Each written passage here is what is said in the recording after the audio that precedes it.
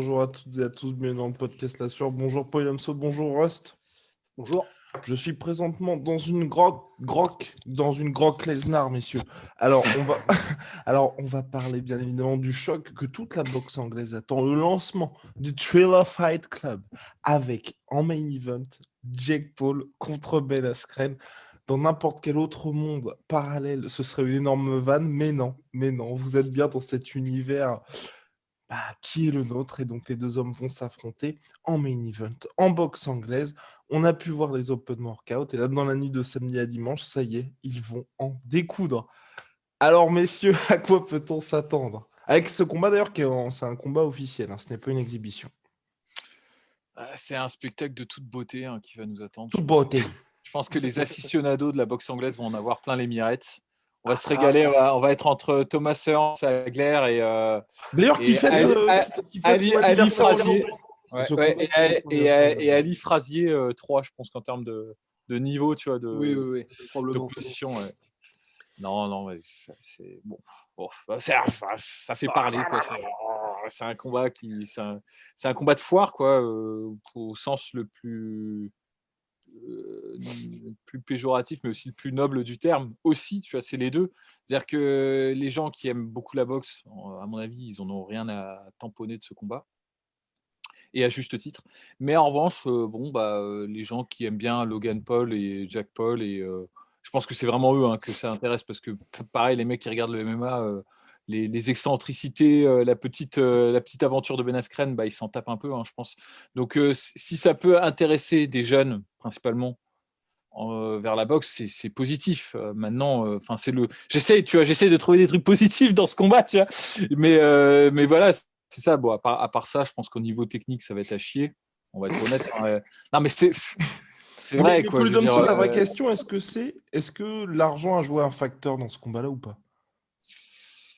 Non, mais bien sûr que je plaisante, oui. Non, évidemment, mais malheureusement, mais oui, mais bon, là on atteint. Tu vois, j'ai rien contre le sport spectacle. Moi, ça me dérange pas, mais il faut qu'il y ait quand même une proportion à peu près égale, ou en tout cas pas trop, qui balance pas trop vers le spectacle, parce que sinon on a ce genre de spectacles justement qui sont de tristes spectacles, et ça fait 3 fois spectacle, et je crois que j'ai utilisé suffisamment le mot pour ce soir. Donc non, je sais pas, je m'en cogne. Mon bonheur dans mon malheur, c'est que je pense que Jake Paul est un meilleur boxeur que son frère. Oui, complètement. Il l'a montré, non, c'est clair. Ouais. Non, mais objectivement, là, c'est pas une blague. Là, j'arrête d'être dans le sarcasme. Je trouve que, en tout cas, le moins mauvais des deux, c'est Jake Paul. Il comprend bien, tu vois, genre, parce que tous les deux, c'est des athlètes. Enfin, Logan Paul, quand même, tu peux dire ce que tu veux, mais il a un gros passif en lutte, et il passe son temps à s'entraîner, donc il n'est pas nul, enfin tu vois, genre il n'est pas gênant à regarder, tu vois. En revanche, il sait pas boxer. C'est-à-dire il a une bonne mécanique de frappe, mais il sait pas. Enfin, ses combats contre, là, c'était qui, le KSI, ouais. Ah non, c'était gênant à regarder, tu vois. Il a perdu d'ailleurs. Mais parce qu'il sait pas ce qu'il faut faire, quoi. Tu vois, il y a des gens, c'est marrant, parce que là on est dans l'intangible, dans l'immatériel de la boxe, dans le truc qui saute pas forcément aux yeux, parce que les gens qui regardent comme ça, ils vont se dire il sait pas boxer. Si, il sait donner des coups de poing, il sait à peu près se protéger, donc il sait boxer, mais c'est pas ça boxer, tu vois. Le truc, c'est qu'il arrive, et on a l'impression qu'il réagit, tu sais, il arrive un peu comme un McDo, comme il est, tu vois, et qui réagit à la seconde, et il planifie pas trop, il pose pas de piège, il cherche pas à construire son agression, et ça, c'est la boxe, il y a que les points, donc tu es obligé, tu vois, d'avoir une approche qui est intellectuel de joueur d'échecs, et ça, peu importe que tu sois un débile mental dans la vraie vie, ou que tu sois, c'est autre chose. Tu as une intelligence pugilistique. Même les gens qui sont très limités hors du ring, s'ils ont une carrière dans le ring, ils sont tous intelligents. Même les sluggers, même les mecs qui n'ont pas un style très propre, ils ont une approche qui est intelligente. Et moi, je trouve que Logan Paul, pas vraiment, tu vois. Alors que Jake Paul, en inverse, pour peu que je puisse en déceler de son combat là contre Nate Robinson, et même le truc qu'il avait fait avant, il pose des pièges, il tente les contres et tout. Enfin, l'impression qu'il comprend mieux, en fait. Il sait un peu mieux ce que c'est, tu vois. Il a peut-être un esprit qui est plus tourné vers ça, tu vois. Mais quid de Ben Askren, mon cher Polydomso? Parce que moi, c'est, on va dire, vraiment ma grande peur. Même si Polydomso et Ross sont particulièrement confiants, j'ai vraiment peur de pas que ça se termine très mal pour Ben Askren, en fait. Non, Non. Perso, de moins en moins, en fait. Ouais. Et de moins en moins. Et puis, ça m'a rassuré parce que oui, on peut rien déduire d'une séance de pattes d'ours, mais enfin, ça permet quand même au moins de comprendre un peu s'il y a du progrès ou pas. En fait, tu peux au moins faire un delta, c'est vrai, avec les pattes d'ours. Ça dit, Et progresser pour Ben Askren n'était pas très compliqué, hein. certes, ça c'est clair, mais n'empêche qu'il l'a fait en fait. Ouais. Et c'est vrai que quoi qu'on en dise sur cette dernière séance là qui est sortie aujourd'hui ou hier sur les pattes d'ours, bah, clairement il est plus sharp. Il est plus affûté, il percute mieux, il comprend un petit peu mieux, il est plus rapide. Enfin, il comprend mieux. Disons la mécanique de frappe est un peu plus intéressante quoi que ce qu'il y avait avant. Donc et surtout, comparé à avant, j'ai l'impression que bon, il pourra pas faire très mal sur ses coups, mais je pense que enfin, disons, ça va être son style, hein, c'est clair, c'est un secret pour personne. Il va essayer d'accumuler les coups et en gros d'étouffer Jake Paul. Et maintenant, je trouve que avec ce qu'on a vu là sur sa dernière séance, des coups comme ceux-là, répétés pendant 5-6 rounds, il peut faire paniquer Jake Paul, je pense. C'est suffisant et ça a suffisamment d'impact pour je pense, faire paniquer Jake Paul au bout d'un moment, quand Jake Paul, si ça arrive et que Jake Paul ne le met pas KO direct, mais j'ai du mal à le voir aussi. Enfin, il a quand même pris des toises de Robbie Lawler avec des gants de 4 onces quand même. Enfin, c'est pas vraiment les mêmes impacts, quoi. Et on est Donc, quand même en cruiserweight, messieurs. Moins de 90 kilos, enfin 91 kilos. ouais. Ouais, mais c'est pas, tu vois, Jake Paul, c'est pas un professionnel, quoi. C'est pas un mec Ouais. qui fait 110 kilos et qui va devoir cutter 20 kilos. Enfin, je pense Et, pas. et il Même ne si- frappe pas comme un mec de 85 kilos en anglaise, quoi. Non, mais c'est clair. C'est que en plus, attends, cruiserweight, c'est-à-dire on est dans la catégorie. Par comparaison, on n'est pas très loin de Beterbiev, tu vois, pour te dire, hein, en termes de on comparaison de aurait même frappe, pas, tu vois. ouais. Placer les deux noms dans la même phrase, c'est presque déjà insultant, tu vois. Donc voilà, c'est pour dire que c'est pas normalement. Si Jake Paul était vraiment un boxeur, il serait dans une autre catégorie, il serait pas dans celle-là, je pense. Même s'il est très sportif. En gros, c'est très délicat de parler en fait de ce combat parce que Jake Paul, pour le commun des mortels, il est sûrement beaucoup plus athlétique. Tu Ouais. prends le croquant lambda dans la rue, bah, qui est pas foutu de faire 15 pompes et tout, bah, c'est sûr, il a l'air d'un paralytique à côté de Jake Paul. Ouais. Et de l'autre côté, Ben Askren, il souffre d'une comparaison inverse qui est en fait parmi les mecs du MMA et tout, bah, il a l'air vraiment pas athlétique. Mais c'est un combattant professionnel. Donc moi, en fait, je pense qu'il y a une espèce de miroir distordant, enfin des choses où on se dit ah ouais, mais peut-être qu'il y a une comparaison parce que Jake Paul est plus athlétique. Je pense qu'en termes d'athlétisme et en termes de performance physique, Ben Askren il allume Jake Paul en fait. Ouais. Donc, on s'en rend même pas compte en fait Non, parce que tu sais c'est comme on bah, sait c'est des comparaisons, tu sais, un peu comme ça, mais tu vois, quelqu'un qui est beau, enfin, tout juste beau dans un endroit où il n'y a que des moches, bah, il va ressortir, tu vois. Et parallèlement, une nana qui est pas super belle, mais il n'y a que des nanas magnifiques à côté, bah, elle va avoir l'air encore moins belle. Tu vois. C'est un peu pareil, bon, c'est un peu une comparaison de merde, hein, mais une comparaison fermée, mais c'est pour que vous voyez un peu une image, pour vous montrer qu'en fait, ils sont issus d'ensembles différents, en fait. Et je pense qu'on pète les plombs là. On est en train de péter les plombs. Les gens qui sont en train de dire. Pète les plombs, putain, je pète les plombs. Suffit que je dise ça pour que Ben Askren se fasse face planter, évidemment. Moi, ça reste une possibilité, hein, mais pareil. Puis, enfin, voilà, c'est vrai que, rappelons-le encore une fois, si jamais des gens débarquent sur la vidéo et se disent, mais quand même, Ben Askren, c'est vrai que vraiment, il ressemble pas à grand-chose, et c'est vrai, mais c'est quand même un gars qui est du calibre olympique en lutte. C'est-à-dire qu'en fait, en lutte, il y a énormément de techniques, mais c'est aussi, c'est un des sports les plus durs au monde. Et Ben Askren a donc été au plus haut niveau mondial dans un des sports qui est le plus dur physiquement au monde. Donc c'est vrai que voilà, c'est certes, il est pas dessiné comme un ingénieur de Prometheus, mais quand même, il a ce qu'il faut derrière sans aucun souci. Et il peut largement tenir la dragée haute athlétiquement, comme tu viens de le dire, à Jake Paul dans tous les domaines, je pense. Enfin, pas de souci. Et puis bon, Jake Paul, il a quoi? Il a 3 combats, 2 ou 3, je sais plus. Enfin bref. 2, je crois. Ouais. 2 chez les professionnels. Oui. Combien de compétitions de lutte du côté de Ben Askren? Plus d'une vingtaine de combats en MMA contre des mecs franchement qui prendraient 2 minutes pour éclater Jake Paul, hein, honnêtement. Même en anglaise, hein, tu prends un mec comme Luis Sapo Santos. Là, on peut parler d'explosivité, de pouvoir de KO et de trucs comme ça. Et ouais, de tueur à gage. Et le combat, Ben Askren, bon, c'est un no contest, mais si vous voulez, il survit quand même un round entier à se prendre des coups.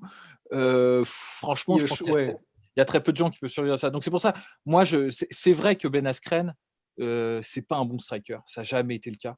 Mais c'est pas un bon striker par rapport aux autres strikers qu'il a affrontés. Par rapport à un mec qui fait juste ça pour s'amuser et qui.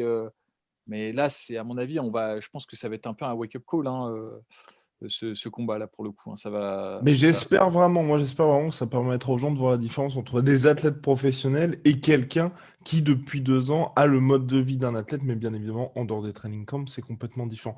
Mais j'ai quand même peur. J'ai quand même un peu peur parce que là, il y a les. Il y a les flashs des phases de striking de Demian Maia contre Ben Askren qui viennent me. Là là. Mais ça, et d'ailleurs, on parlait de ça, c'est un procédé tellement malhonnête, tu vois. Parce que moi, il y a des mecs qui s'amusent à faire ça, des compilations sur YouTube. Oui, c'est drôle, c'est marrant de voir. Je sais plus, Mais c'est compliqué pour tout le monde. Kamaru Usman contre Demian Maia en striking aussi. Regardez, c'était. Ouais, il y a des gars contre lesquels c'est difficile de briller, c'est clair. Exactement. Mais quoi qu'on en dise, c'est vrai que pendant sa carrière en MMA, il y a une comparaison, un commentaire, c'est pas de moi, j'aurais bien voulu, mais sur YouTube qui m'a quand même bien fait rire. On a l'impression que pendant toute la carrière de Ben Askren, le mec combat en anglaise comme s'il était perdu dans le noir en fait. Et c'est un peu vrai, c'est un petit peu vrai. Sa manière de se déplacer, d'être comme ça, t'as vraiment l'impression qu'il est perdu. Il est 4h du mat, il va aller chercher un soda, mais c'est le parcours du combattant, tu vois. C'est un peu vrai. Mais mine de rien, voilà, c'est comme il l'a dit lui-même, en fait, dans l'interview qui est sortie il y a quelques heures d'ailleurs, Ben Askren, la raison pour laquelle il est arrivé à ce niveau-là, en fait, aussi en lutte et en sport en général, c'est parce que c'est au-delà d'être un bon athlète, c'est quelqu'un qui a une faculté d'apprentissage qui est largement au-dessus de la moyenne. Et alors ça, c'est sûr et certain. La preuve est dans le pudding, quoi. Enfin, vraiment, le fait qu'il en soit là veut le dire.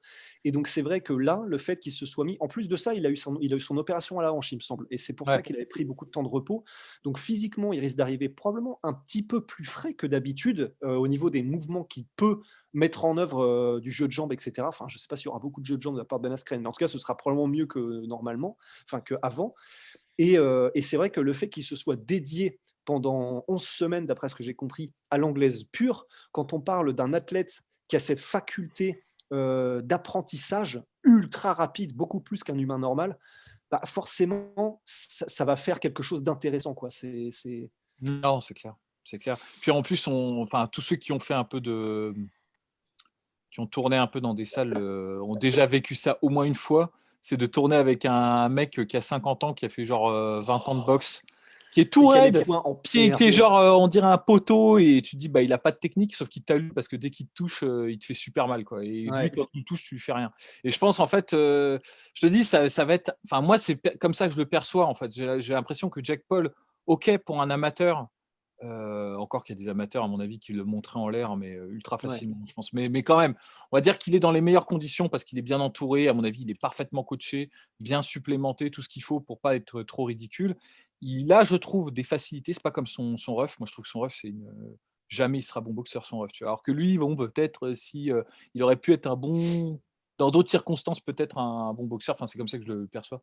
Amateur, j'entends. Toujours, on est toujours amateur.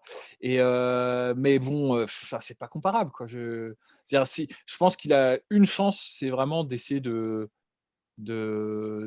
surprendre à froid, en fait, Ben Askren, parce qu'à mon avis, Ben Askren, ça va être un peu une locomotive, il va mettre du temps à se mettre dans le combat.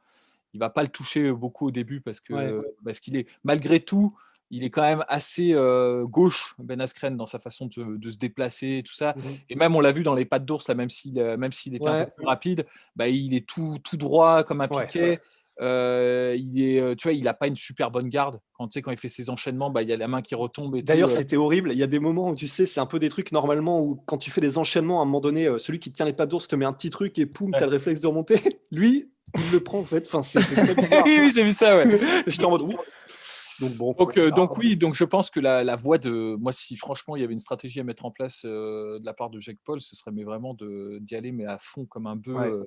Dans les premières secondes, parce que je pense que s'il essaie de s'économiser en se disant ouais, je vais passer le contre dans la 4e ou dans la 5e, je pense que ça va pas du tout se passer comme ça. Je pense que mec, tu vas avoir Ben Askren qui va te marcher dessus pendant tout le combat, en gros.